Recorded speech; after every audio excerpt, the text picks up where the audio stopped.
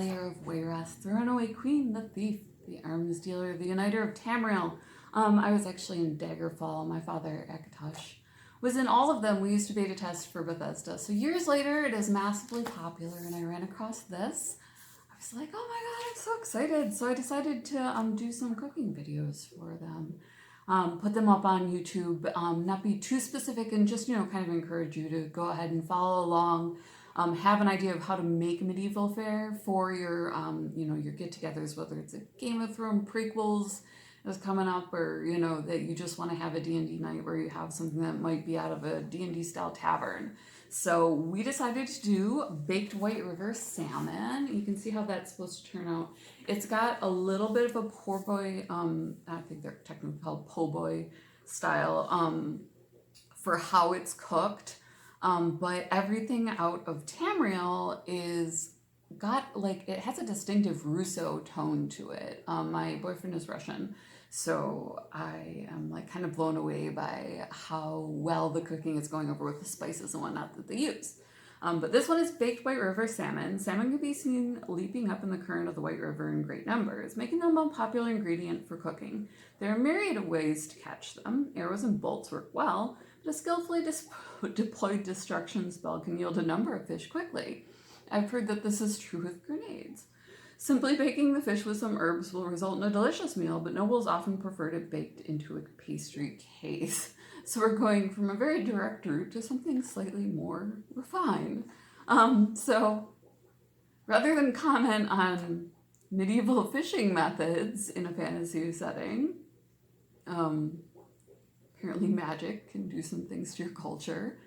Let's go ahead and set up our ingredients and get cooking.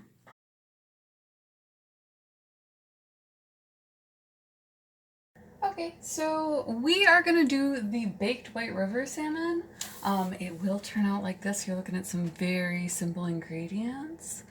So just very straightforward prep on it and everything like that.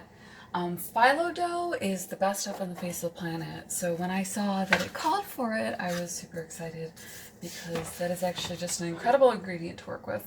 Now, in the recipe, it does show that you use the entire piece of salmon in one baking sheet. But we are going to go ahead and cut that in half just for the video because I have 2 baking sheets going on. So I'm going to have a little bit more in the way of dough and a little bit less in the way of salmon here.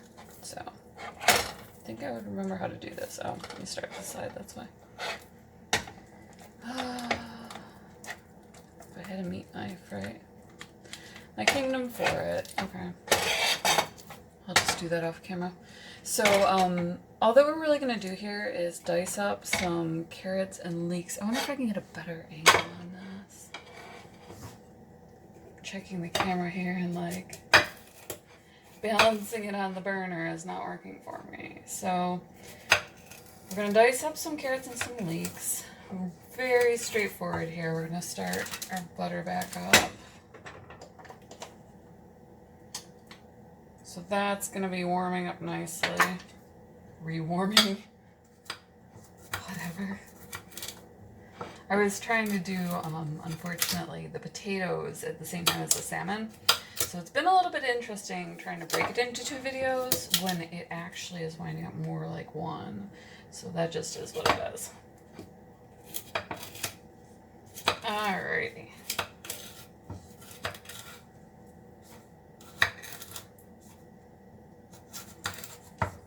That is that one. You can stop halfway down on the carrot if you want.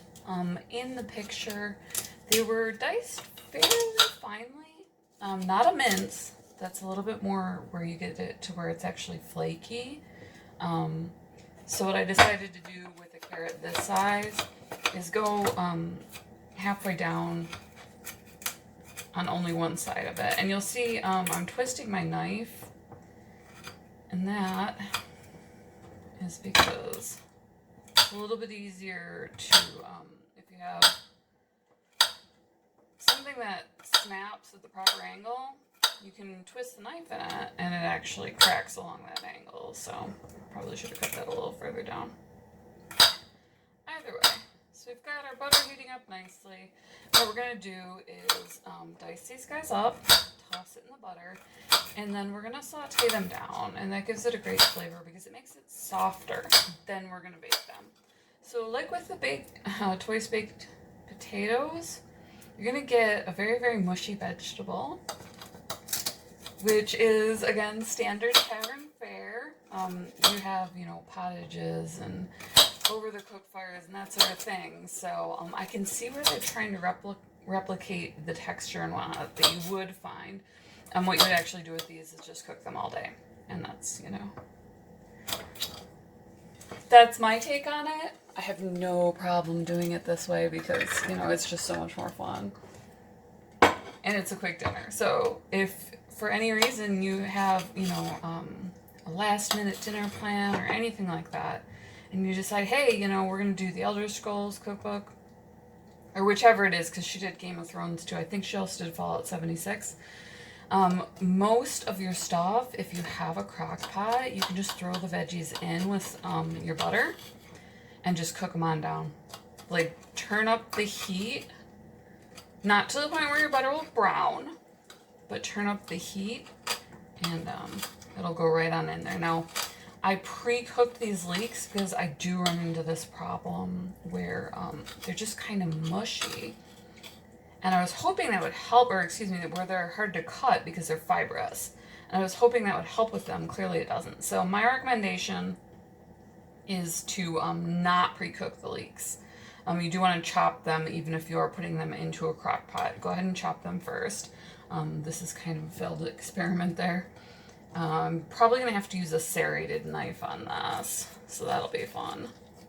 And what I'm going to do is go ahead and chop the rest of these up and then cook them off in the butter.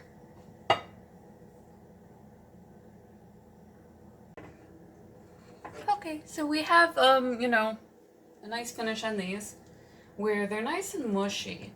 That's a little bit hotter than I thought it would be. And what we do is we go through and put them on top of the salmon, and I do have one over here that I'm doing the same with. I don't mind, if you've never run into it, it's called phyllo dough. I don't know, I don't think it's in the cookbook that it's called that, but if you go shopping, I've called it puff pastry all through this. You're probably looking at the book and going, oh, what on earth is she talking about? It's phyllo dough, and it's really just the best stuff on the face of the planet. It's so good. I would use it for everything if I could. So I don't mind that it has a double wrap on it. So that's actually just how I made it. So what we do is fold it over. And I may be doing this not exactly to spec, just to warn you. I'm trying not to exactly mimic the recipe. And on this one, I do need the ingredients. So I wasn't exactly able to leave one out. Just the Stormcloak seasoning. So now normally it won't be quite so flaky. I had to wait some time, unfortunately, for all of the vegetables to brown down, and before I did that I had pulled the pastry out. If you pull your pastry out roughly when, it's time to put the fish on it, then you will actually have a smoother edge. What I'm going to do here, you can't quite see my hand, is put the egg wash on.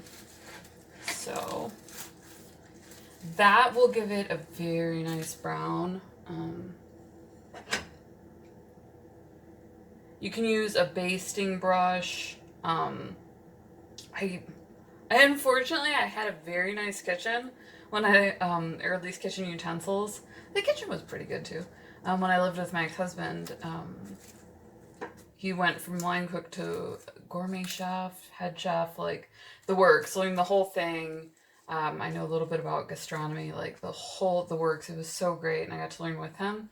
I left that down south, the basting brush, so it was nice. You could like load the handle and everything. So you just basically take any sort of utensil, and then what you're gonna do is just brush it on with your hand. So if you're averse to that, do just go pick up the little brushes. You see them, I think, also with barbecue tools. That's just a regular brush instead of the one with the loading end, and go through and put that on there. And there you have it. So that is the salmon with puff pastry. Just came out of the oven, 350, about 20 minutes or so, and then we plated it with baked potato and the leeks. So that was easier than you thought. I hope that you enjoyed coming along for the ride and doing a little bit of cooking around Tamriel. We will be putting the videos up one by one. We also still do video game reviews. We're still a beta tester, so hit the subscribe button, smash it. Tell all your friends that they can find everything that's awesome in gaming and what to play next. Thank you so much for watching. We'll see you in the next video, and as always, much love.